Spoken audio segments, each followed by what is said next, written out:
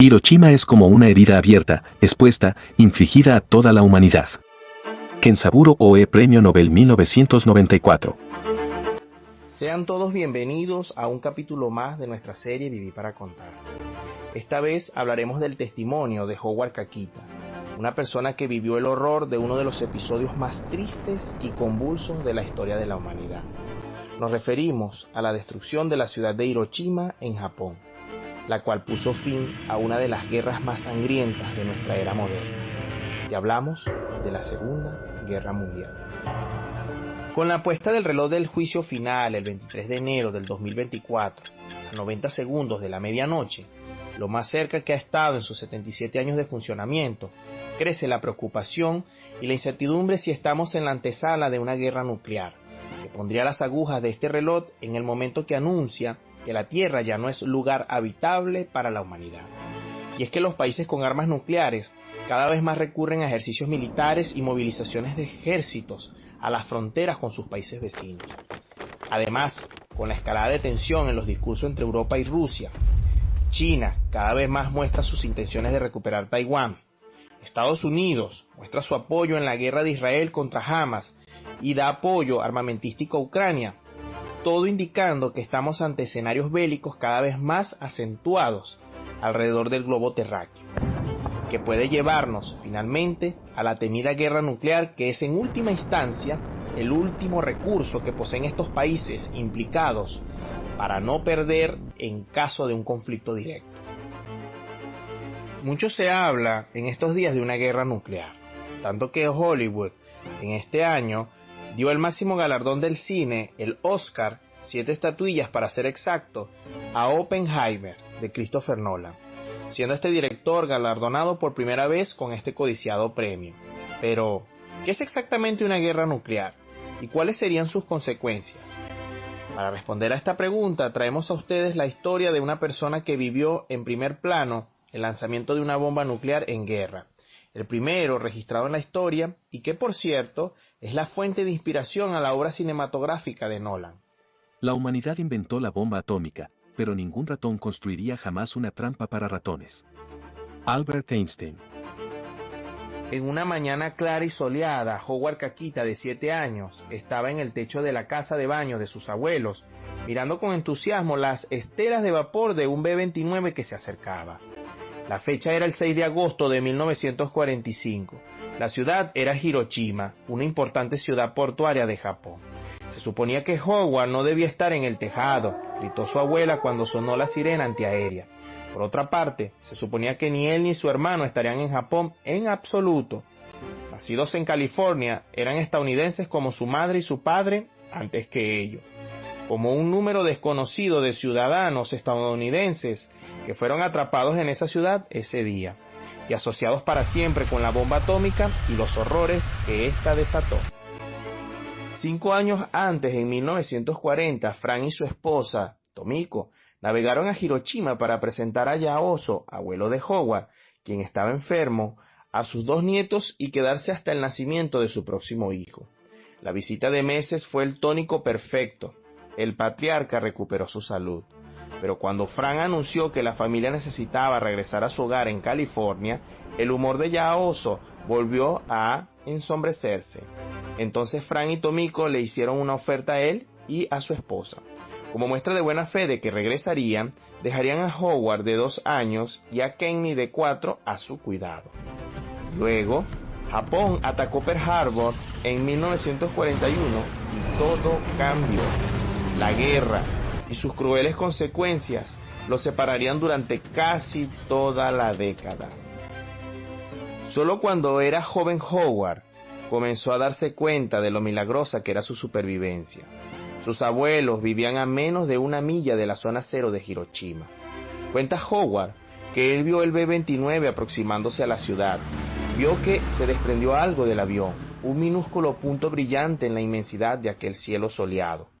Luego solo vio un flash de luz lo suficientemente potente como para dejarlo enceguecido, y una explosión tan fuerte que ocurrió tan rápido para volverse un recuerdo, dejándolo completamente inconsciente. Durante varios momentos permaneció sin conocimiento bajo los escombros. y luego salió. Su abuelo rescató a su abuela de la montaña de escombros que había sido su casa alguna vez. Huyeron con su hermano hacia las montañas, lejos de los fuegos que todo lo consumían, pasando junto a cuerpos, con las entrañas expuestas. Durante años, Howard no pudo comer alimentos con motas rosadas o rojas, ya fuera pomelo o carne de res. La visión de los espaguetis le revolvía el estómago. Cuando regresaron a su barrio destruido, el aire se llenó del hedor de las cremaciones masivas. Ellos y quienes lo rodeaban rescataron todo el metal y la madera que pudieron encontrar para poner un techo sobre sus cabezas. Tanto Howard como Kenny sufrieron disentería y perdieron el cabello debido a la exposición a la radiación. Se enteraron de que su abuela materna había literalmente desaparecido en la explosión. Su abuelo materno moriría a los pocos días. Al otro lado del Pacífico, sus padres asumieron que ambos niños habían fallecido. Al igual que unos 120,000 estadounidenses de origen japonés, Frank y Tomiko habían pasado los últimos 3 años en un campo de internamiento. El suyo era un paisaje desértico de Arizona tan hostil que las torres de vigilancia eran innecesarias. Y ahí es donde todavía estaban cuando la Cruz Roja estadounidense finalmente confirmó que sus hijos estaban vivos. Pero el fin de la guerra no trajo ningún reencuentro. Los caquitas fueron liberados del campamento, se les entregó un boleto de ida y $25, pero no tenían dinero para pagar el pasaje de Howard y Kenny desde Japón. Meses se convirtieron en años. El 8 de agosto de 1947, el abuelo Yaoso murió de cáncer, una víctima de la bomba, dice Howard. En marzo siguiente, contra su voluntad, los niños fueron embarcados con destino a San Francisco, una tierra extranjera, con una lengua extranjera, 2 padres que no recordaban y 2 hermanitos que no conocían.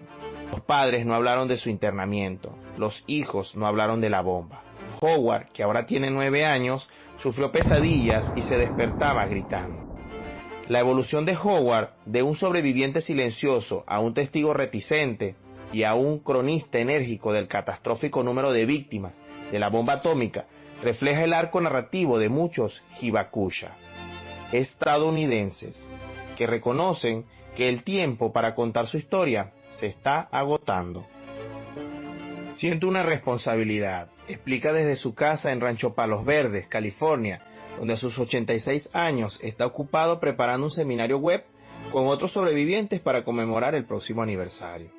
Estoy en una zona desconocida donde soy uno de los chicos más jóvenes que recuerdan la experiencia del bombardeo de Hiroshima, y después de mí probablemente no hay nadie más. Los más jóvenes no lo recordarán. Por un tiempo, ese pasado pareció un recuerdo lejano. Howard estaba diseñando las primeras computadoras, primero para empresas aeroespaciales y luego para Xerox.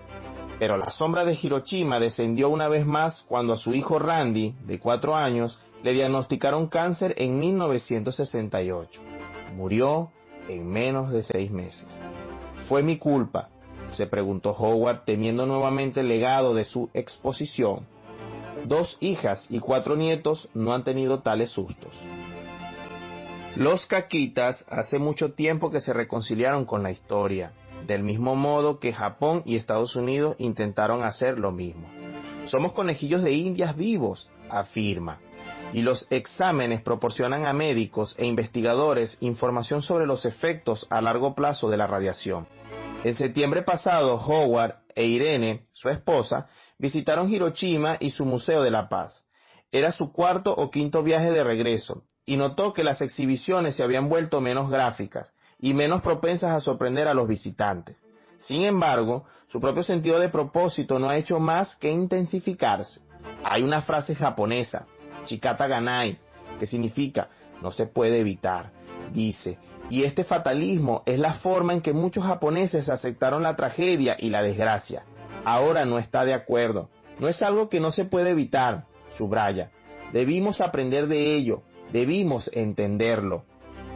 Su historia, como la de muchos supervivientes estadounidenses de la bomba atómica, rara vez forma parte de la literatura popular sobre Hiroshima.